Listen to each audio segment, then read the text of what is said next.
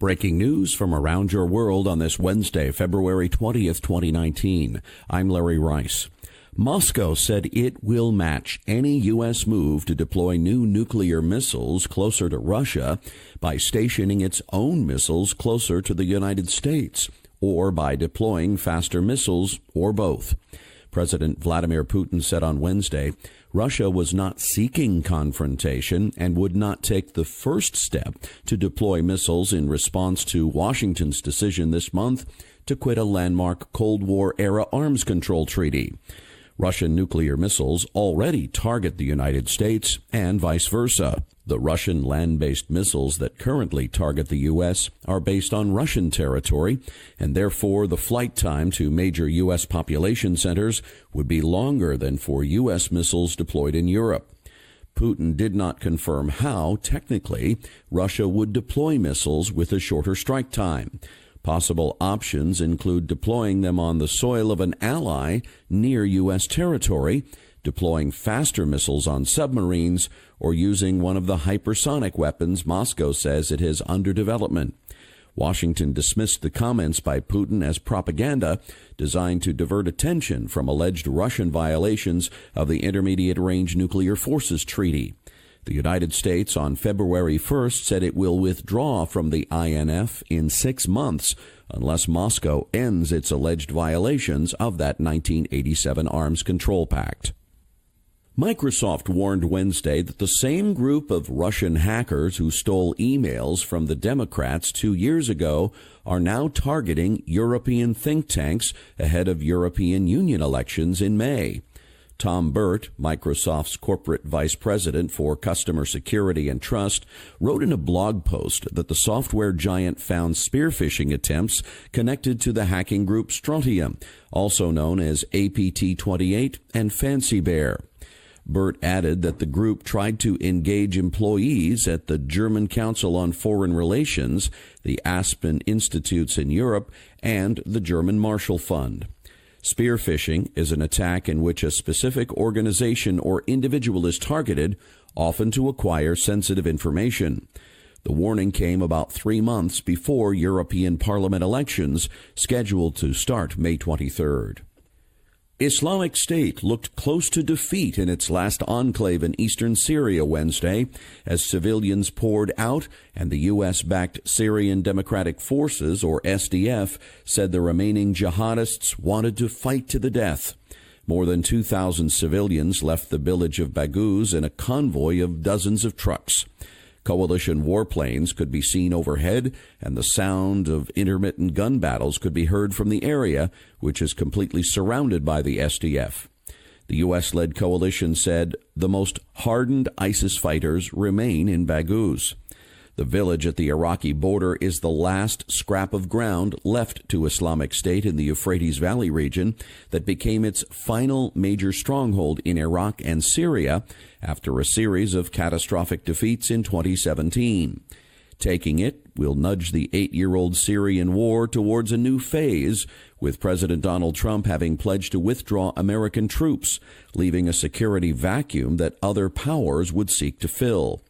The enclave's fall marks a big moment in the group's trajectory, from winning control over vast territories in 2014 and proclaiming the creation of a caliphate to rule over Muslims to its stubborn demise under concerted military assault.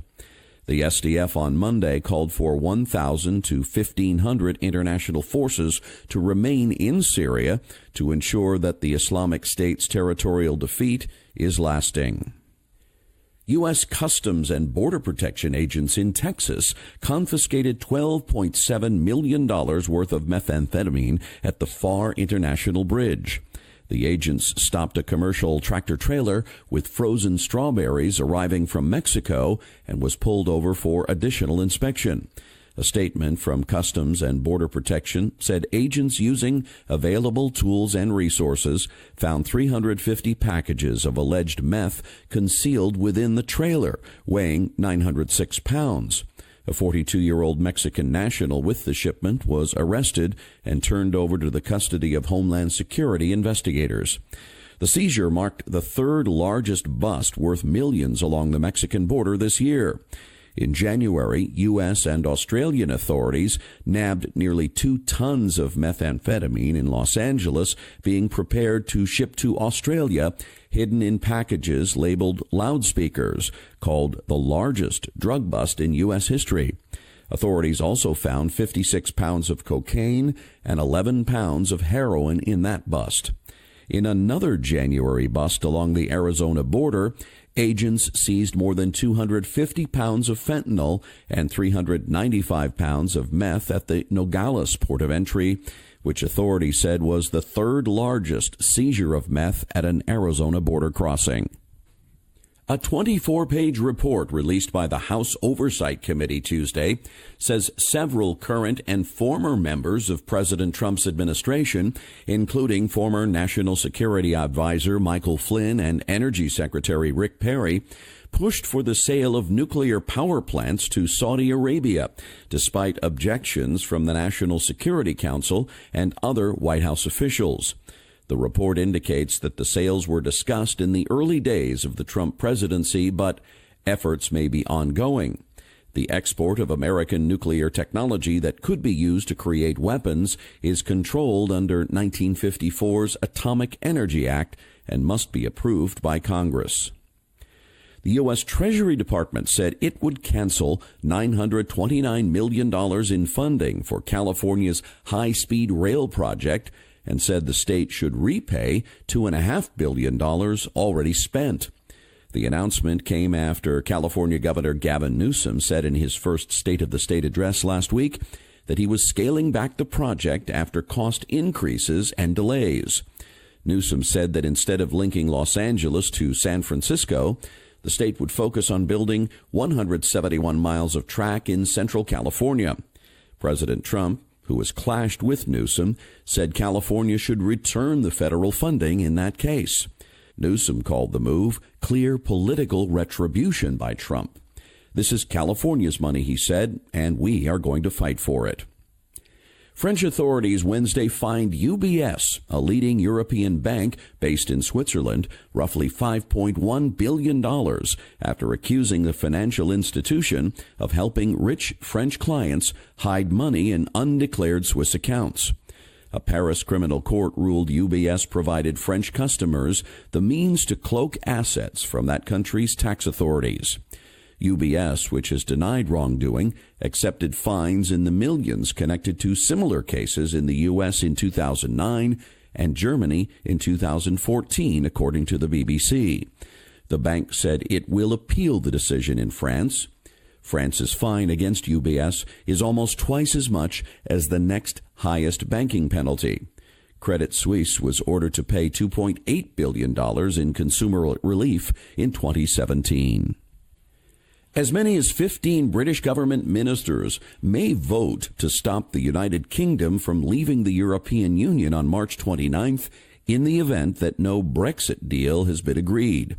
Bloomberg reported on Wednesday that the ministers opposing a no-deal Brexit are considering challenging British Prime Minister Theresa May to fire them if they vote against her in Parliament next week.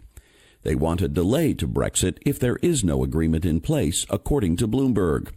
Britain is due to leave the EU March 29th. South Korean and Chinese officials are to meet next week to address the pressing issue of air pollution. Environmental ministers from Seoul and Beijing are to discuss particulate matter from China at the Chinese capital, the first talks on the topic since the South Korean government ordered new policies to address pollution.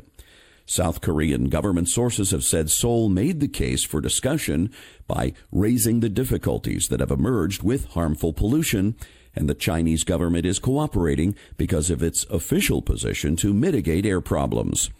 Topics to be discussed include countermeasures against air pollution, which includes the yellow dust that comes from the Chinese side of the Gobi Desert, and fine particulate matter that originates from industrial sites. Pollution from China has been a problem for South Korea's environment for more than a decade. A powerful jet stream propelled a commercial airline flight to record speeds of more than 800 miles per hour, faster than the speed of sound. Virgin Atlantic Flight 8 from Los Angeles to London reached a top speed of 801 miles per hour, equivalent to just over Mach 1 as it traveled through the high-altitude air current while flying about 35,000 feet above Pennsylvania Monday, according to flight tracking website FlightAware. The Washington Post reports the flight's record speed took place in the midst of a jet stream that was measured at more than 230 miles per hour over Long Island. The measurement of the jet stream's speed came from the 250 millibar pressure level, indicating it was at a height above 75% of the atmosphere's mass. It also set a record for the fastest 250 millibar wind speed ever recorded over New York. In January 2018, a Norwegian Airlines Boeing 787 Dreamliner, the same model of aircraft used in Monday's flight, reached a speed of 776 miles per hour while riding jet stream winds up to 202 miles per hour, breaking the record for the fastest transatlantic flight in a conventional passenger aircraft. The Dreamliner can travel at a maximum cruising speed of 561 miles per hour with a maximum propulsion of 587 miles per hour, with additional speed being provided solely by powerful jet streams. Although the Virgin Dreamliner didn't travel in the jet stream for long, it still landed at its destination 45 minutes early. And that's your update for this Wednesday, February 20th, 2019. I'm Larry Rice. Thanks so much for listening, and I hope you have a wonderful day.